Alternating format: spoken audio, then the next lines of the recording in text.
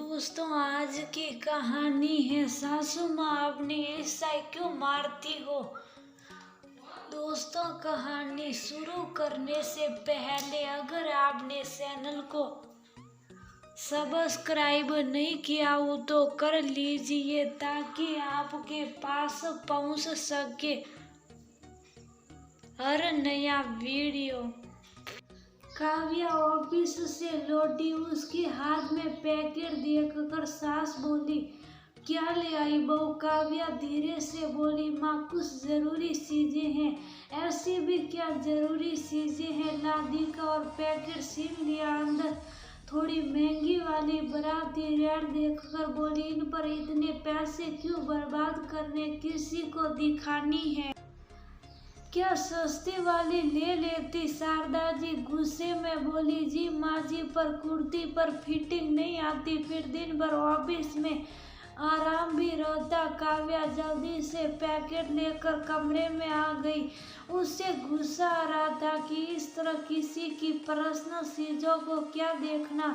मैं उनसे तो पैसे ले नहीं रही, वह तो आत्मनिर्भर होकर भी किसी पर निर्भर है। काव्या शादी से पहले से कुछ रकम जमा करती रहती, बाकी अपने ऊपर खर्च करती। घर में कोई कुछ नहीं करता क्योंकि काव्या भी जरूरत की चीजें खरीदती।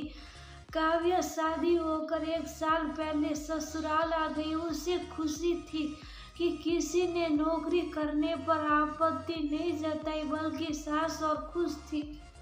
धीरे धीरे उनकी खुशी का राज समझ आने लगा। ससुराल में आकर जब पहली तनख्वाह आई तो विपुल बोला, तुम आधी तनख्वाह माँ को दे देना, घर का खर्च वही देखती है, मैं भी आधी देता हूँ, बाकी अपने खर्चे करता हूँ। पहले तो काव्या को बुरा लगा, लेकिन अपना घर ही है और अच्छा है, सब माँ जी देख लेती है तो उसे परेशान नहीं होना पड़ेगा। क्या मंगाना है, किसको क्या देना। काव्या ने हाँ भर दी, आधी तनख्वाह माँ जी को दे दी।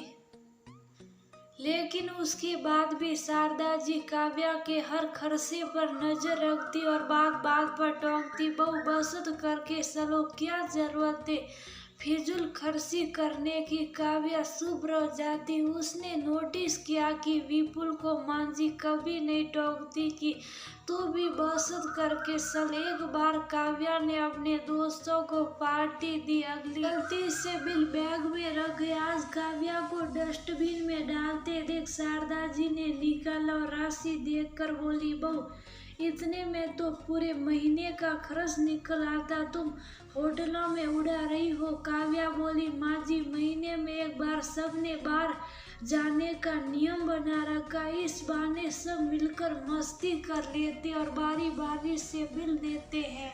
एक का नंबर साल भर में आता। काव्या बहुत कुछ बोलना चाह रही थी, इस तरह जासूसी करने का क्या मतलब है, पर वह शांत रही। उसने विपुल से कहा कि मैं आधी तनख्वाह दे देती हूँ और तुमसे भी नहीं मांगती, फिर भी माँ जी टोकती रहती हैं। अगर मैं आत्मनिर्भर नहीं होती तो मुझे तो इसे मार कर रहना पड़ता। विपुल बोला, अरे तुम टेंशन नहीं लो, माँ ने देखा नहीं है ना कि औरत अपने ऊपर ऐसे खर्च करे तो उन्हें अच्छा नहीं लगता। मैं की बार समझा चुका कि अपनी इसे क्यों मारती हो। अब उनकी जिम्मेदारी पूरी हो गई, पर उन्हें समझ नहीं आता। काव्या शुभ हो गई, जानती थी औरतों को अपनी खुशियों से ज्यादा पैसे बचाने पर महत्व दिया जाता, पर वह उनमें से नहीं थी। कमरे में सामान रखकर चाय बनाने काव्या आई तो माँ जी फिर शुरू हो गई, बहू एक औरत का काम होता बचत करके चलना, अपनी खुशियों से पहले परिवार की खुशी देखना। एक तुम हो कि तुम्हें फर्क ही नहीं पड़ता। अब काव्या को भी गुस्सा आ गया, बोली, माँ जी मैं समझ रही हूँ कि परिवार की खुशी पहले है, लेकिन मैं भी आराम नहीं करके काम के साथ नौकरी करके खुद को आत्मनिर्भर बनाया, जिससे किसी के आगे हाथ नहीं फैलाना पड़े। पर बहू को तो किसी पर निर्भर होना ही चाहिए। वह अपनी मर्जी से अपने पैसे भी नहीं खर्च कर सकती और आप विपुल की कभी नहीं टोकती, न बाबूजी को। बाबूजी तो दिन भर में 200 रुपये सिगरेट में उड़ा देते। कभी आपने उन्हें टोका? और हमें भी फिक्र है अपने भविष्य की, आप चिंता न करें। आयदा से मुझे टोके नहीं, कहकर काव्या साई लेकर कमरे में आ गई।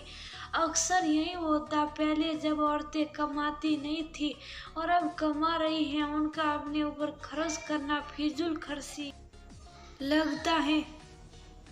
और आदमी की फिजूल खर्ची भी जरूरत लगती है, बहु आत्मनिर्भर होकर भी। बहु दूसरों पर निर्भर क्यों